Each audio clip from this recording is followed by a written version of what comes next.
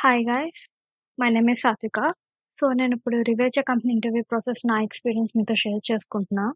First round అనేది assessment జరిగింది. అసెస్‌మెంట్‌లో ఏంటంటే ఎంసీక్యూస్ అడిగారు. పైథాన్, ఎస్‌క్యూఎల్ మీద బేసిక్సే ఉన్నాయి. తర్వాత యాప్టిట్యూడ్, క్వాంటిట్యూడ్ ఇంకా ఇంగ్లీష్ కూడా ఇవన్నీ బేసిక్సే చిన్న చిన్నవే ఈజీగానే అయిపోయింది. అంత కష్టమేమి అనిపించలేదు. తర్వాత ఇది కంప్లీట్ అయిన 2 డేస్‌కి నాకు స్క్రీనింగ్ కాలొచ్చింది. స్క్రీనింగ్ కాల్ ఏంటంటే రివేచా కంపెనీ నుండి నాకొక మేడమ్ కాల్ చేశారు. సో, ఆవిడ నన్నడిగిన క్వెషన్స్ ఏంటంటే 10థ్ ఇంటర్ బీటెక్ స్కోర్స్ ఎంత అని అడిగారు.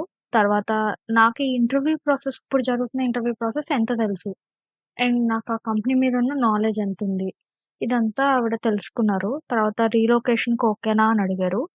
ఒక ఈసీఈ స్టూడెంట్ అయ్యుండి నేనెందుకు ఐటీ ఫీల్డ్‌కి షిఫ్ట్ అయ్యానని కూడా అడిగారు.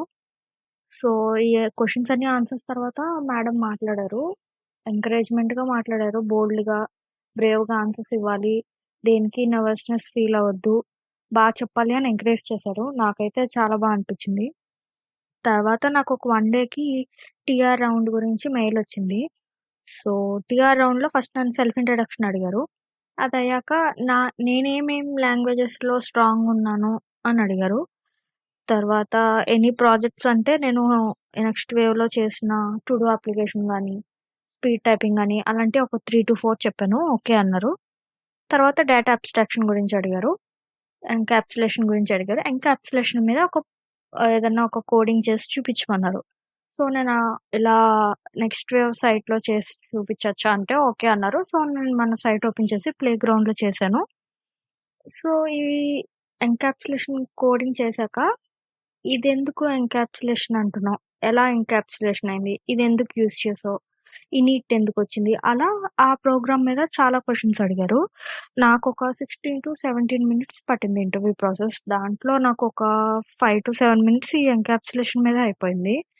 తర్వాత డివ్ అండ్ స్పాన్ గురించి అడిగారు. బ్లాక్ లైన్, ఇన్‌లైన్ ఏంటి అని అడిగారు. సెలెక్టర్స్ ఏంటి? అండ్ స్పెసిఫిసిటీ ఎవరిదెక్కువ? దాంట్లో మళ్ళీ క్లాస్ సెలెక్టర్ గురించి ఇంకా బ్రీఫ్‌గా చెప్పమన్నారు. నెక్స్ట్ ఇంకా లిస్ట్ టపుల్ డిఫరెన్సెస్ చెప్పమన్నారు. పైథాన్ మోడిఫైయర్స్ అడిగారు. ఒక బేసిక్ సమ్ ఆఫ్ 2 నంబర్స్ జేఎస్‌లో చేయమన్నారు. ఇవే నన్నడిగిన క్వెషన్స్ అయితే.